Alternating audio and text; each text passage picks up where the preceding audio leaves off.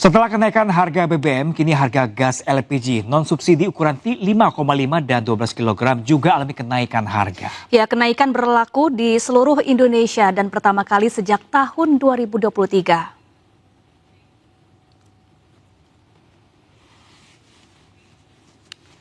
PT Pertamina Patraniaga resmi melakukan penyesuaian harga untuk produk gas LPG non-subsidi untuk ukuran tabung 5,5 kg dan 12 kg yang berlaku di seluruh Indonesia.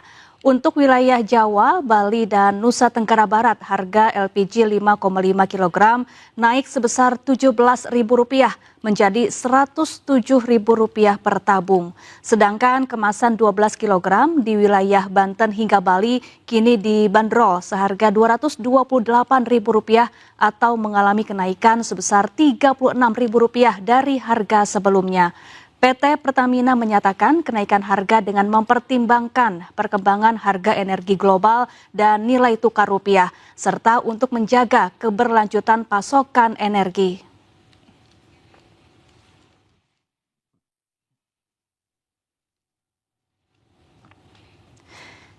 Kita beralih ke informasi lain, pemirsa. Aksi Bupati Malang yang merupakan kader PDIP melantik anak kandungnya sebagai Kepala Dinas Lingkungan Hidup menuai sorotan publik. Ya, PDI Perjuangan menyoroti tindakan Bupati dan memberikan kritik tajam atas tindakan tersebut.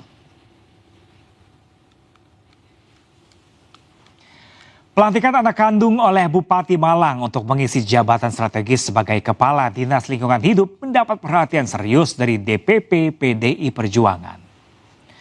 Sekjen PDI Perjuangan Hasto Kristianto menegaskan bahwa jabatan berdasarkan kemampuan harus tetap dijunjung tinggi dalam birokrasi pemerintahan. Meskipun pendidikan politik bisa dimulai dari lingkungan keluarga, Hasto mengingatkan agar prinsip keadilan tetap menjadi prioritas utama.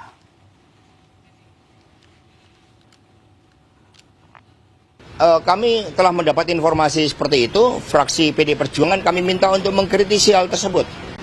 Ya, karena bagaimanapun juga sistem meritokrasi itu harus dibangun. Kita nggak bisa ya mengedepankan hal-hal yang di luar meritokrasi tersebut. Tetapi kita juga melihat bahwa pendidikan politik itu juga dimulai dari keluarga. Tetapi prinsipnya jangan sampai ada praktek-praktek yang tidak adil. Itulah yang dikritisi oleh PD Perjuangan. Pemprov Jakarta membuka pendaftaran kartu layanan gratis khusus lansia dan penyandang disabilitas. Ya, kartu layanan gratis tersebut dapat digunakan untuk berbagai transportasi seperti Transjakarta, LRT, MRT, hingga Jaklingko.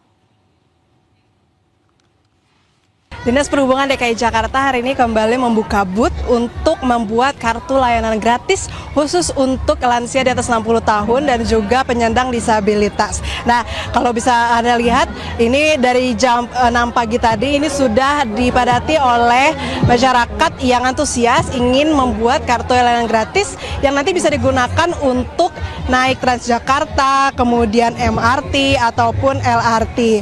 Nah, untuk mengetahui keseruan saya akan coba mengajak Anda berbincang dengan salah satu masyarakat yang saat ini sedang mengantri nih untuk membuat kartu layanan gratis.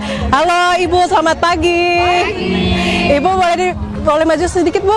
Oke. Nah, Ibu boleh diperkenalkan namanya siapa nih Bu? Ya. Susi Sugiyarti.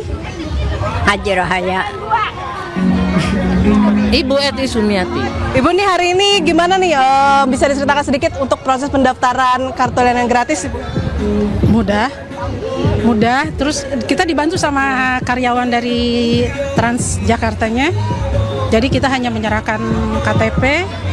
Setelah itu kita didata. Setelah didata langsung dipoto dan mendapat nomor antrian, itu aja. Ibu boleh tadi apa aja sih yang bisa dibawa untuk persyaratan daftar ini? KTP aja.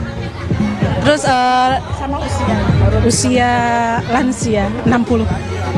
nah Ibu, apa sih tanggapan Ibu nih terkait program ini nih? Kalau bisa dipermudah. Terus lagi jangan seminggu sekali. Jadi karena di sini kan warga banyak. Kalau antri seperti ini untuk usia-usia lansia sepertinya sulit. Itu aja. Ini lagi proses ngantri ya, ini lagi nunggu kartunya. Iya, betul. Ibu terima kasih banyak atas waktunya ya, selamat beraktivitas kembali. Tadi pemirsa bagaimana antusias masyarakat untuk mendapatkan kartu layanan gratis yang bisa digunakan untuk naik transportasi umum di Jakarta. Nah hari ini disediakan totalnya 200 peserta dan masyarakat bisa langsung datang untuk membuatnya dengan membawa fotokopi KTP dan juga pas foto. Nah ini harapannya pemerintah Provinsi DKI Jakarta untuk bisa akses transportasi umum ini lebih mudah dan juga inklusif untuk masyarakat di seluruh Indonesia. Dari Jakarta, Berliana Mileni, Ahmad Putra, iNews melaporkan. Ya, pemirsa, tidak hanya longsor, pemirsa, banjir ini merendam sejumlah wilayah Solo usai diguyur hujan. Ya, namun banjir di kawasan Joyotakan malah bikin geger karena banjir berwarna merah.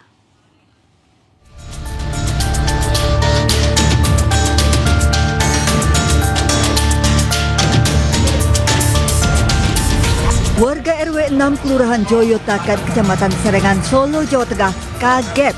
Usai hujan deras mengguyur, banjir merendam wilayah mereka, namun banjir kali ini berwarna merah. Warga pun geger dan penasaran mengapa banjir berwarna merah. Setelah ditelusuri, banjir berwarna merah disebabkan dari kain dalam plastik yang ditemukan dekat pintu air. Nah, waktu kita berusaha naik ke atas tangga pintu air itu kita melihat, oh airnya berwarna merah. Ternyata kita telusuri, sekitar sini ada plastik. Ada plastik itu di dalamnya kayak semacam ada pewarna gitu loh. Beberapa titik di kota Solo terpantau banjir hingga 1 meter usai diguyur hujan, dengan 9 kelurahan terdampak dan kelurahan Joyotakan yang terparah. Di Solo, Jawa Tengah, Dia Sinta, iNews melaporkan.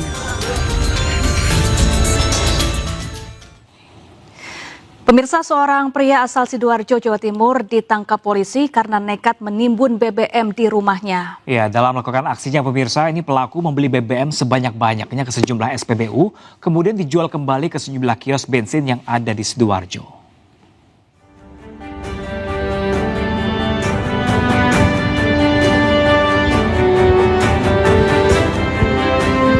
Berbekal laporan masyarakat, unit Tipiter Satreskrim Polresta Sidoarjo menggerebek sebuah rumah yang dijadikan tempat penimbunan BBM bersubsidi jenis Pertalite.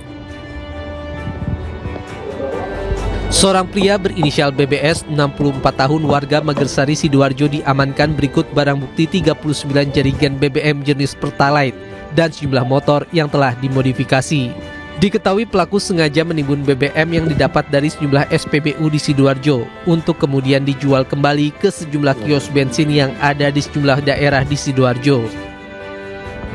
Untuk memudahkan aksinya, pelaku memodifikasi sejumlah motor yang bisa menampung BBM Pertalite. Kami amankan pelaku beserta barang bukti 39 jerigen BBM Pertalite dengan total kurang lebih 1 ton, kemudian 3 unit sepeda motor yang telah dimodifikasi. Jadi modus dari pelaku yakni pelaku mengisi BBM jenis Pertalite ke beberapa SPBU yang ada di Sidoarjo, kemudian dilakukan penampungan di rumah. Polisi masih melakukan pengejaran terhadap pelaku penimbunan BBM lainnya yang diduga melakukan aksinya di wilayah Sidoarjo. Dari Sidoarjo, Jawa Timur, Pramono Putra, iNews melaporkan.